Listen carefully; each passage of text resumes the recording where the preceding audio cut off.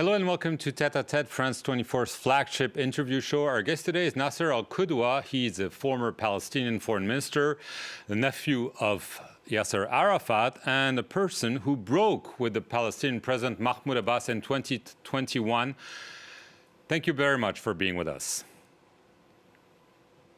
Thank you, sir. Thank you for having me. Mr. al-Qudwa, in Gaza, the war rages on. It's been over 2 months. Do you think Israel wants to eliminate Hamas, as it claims, or do you fear that it is willing to push Palestinians out of Gaza? Well, the Israeli government, of course, declared that it wants to eliminate Hamas, but actually what's happening, what we are seeing is a real war of savagery against the Palestinian civilians generally, not against the whole Gaza. Actually, the number of people killed and maimed and the amount of destruction is beyond belief, and definitely doesn't look as if Israel is aiming at Hamas. In any case, at the same time, I don't think that the Israeli side will be able to eliminate Hamas. This is something that probably is not going to happen. Maybe it will be able to weaken Hamas, and that will open the door probably for some kind of different Hamas or different situation in Gaza Strip as a whole. Right. It seems that since the war, Hamas has become more popular, not only in Gaza, but also in the West Bank. Do you share that assessment? Well, I guess it's a bit early to have an assessment of the popular sentiments and the amount of degrees every party enjoys in different places. I don't agree with the conventional wisdom that you might have mentioned, especially with regard to the situation in Gaza, but we will see. We still have time, and we will see what's going to happen. In any case, there should be a political responsibility and understanding of the situation and the way to proceed forward after the war. Right. You just said after the war. There are some proposals being bandied around. Obviously, it's still a big hypothesis because the war continues. There is a possibility of sending maybe an Arab multinational force, or others are mentioning an international force. What would you see happening? First and foremost, we need to end the war, and we need to end it properly. And the word properly means that we should ensure that there will not be any prolonged Israeli occupation. There will not be a return of Israeli occupation of any part of Gaza Strip. There will not be reimposition of siege. These are the no's that many international officials mentioned, including the U.S. officials, by the way. So I'm not inventing anything. We need to ensure that this is the situation. After that, we will see. And after that, I would I would stress the importance of, first, unifying the Palestinian land, the unity of the Palestinian land, the unity between Gaza Strip and the West Bank, and the unity of the Palestinian people and the unity of the Palestinian administration. Number two, I would stress also the importance of having Palestinian authority, Palestinian governance. Ideas such as having some foreigners coming to do the trick, I think is not going to work, are not going to work. So things like UN presence or multilateral, I don't know what, these are ideas that I don't think will succeed.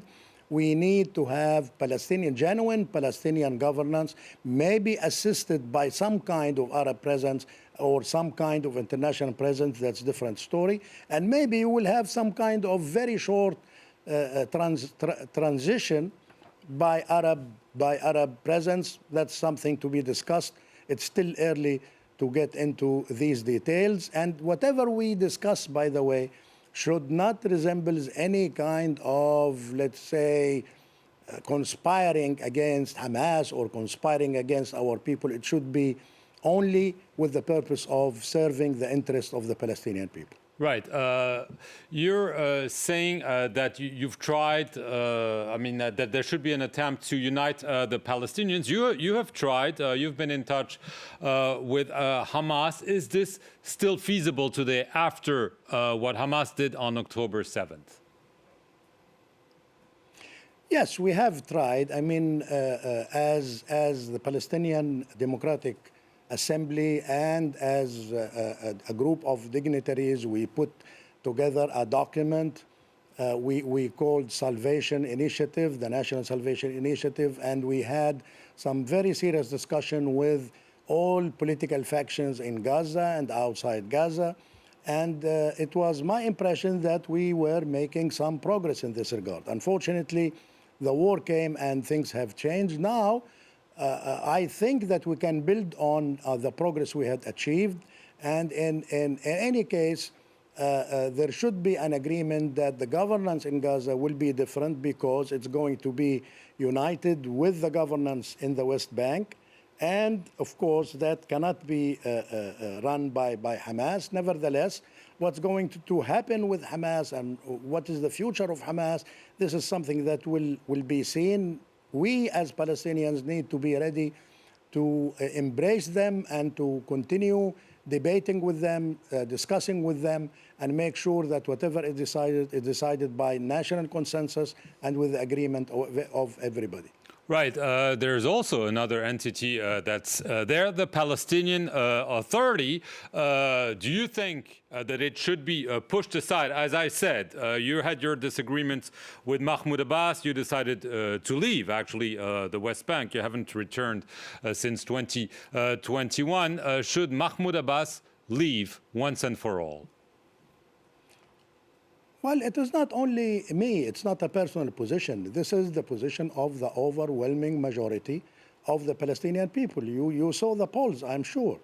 About 90%, let's say 85% of the Palestinians want Mister Abbas to resign. And, change is good. Change is always preferable, irrespective of the situation. And even if we didn't have this agreement, the guy has been there for 18 years with one-time elections. That has to end. That is enough. And frankly, it's the right of the Palestinian people to see new faces and new leadership. Is this possible? I think it is possible, yes. Let me stress in this regard the importance of maintaining the Palestinian Authority, because it brings with it some kind of legitimacy. It brings with it the unity of the Palestinian land and the Palestinian people, but definitely the group in control has to go. And I prefer that this happens in a peaceful and democratic manner with some kind of understanding with everybody, because frankly, and if not, we shouldn't seek any revenge, we shouldn't seek any recriminations, and I think we need to seek how to serve the interests of the Palestinian people. Right, but if they decide not to leave, how do you push them out, Mr. al-Qudwa? If they decide not to leave, that's going to be unfortunate, and we will have to go for harsh scenarios, including maybe the mobilization of the people and getting together of some political factions and different people from different walks of life to organize a situation that might compete with Ramallah. It's going to be ugly, but that's why we don't need to be in that place. But if need be, we'll do that. Hopefully not.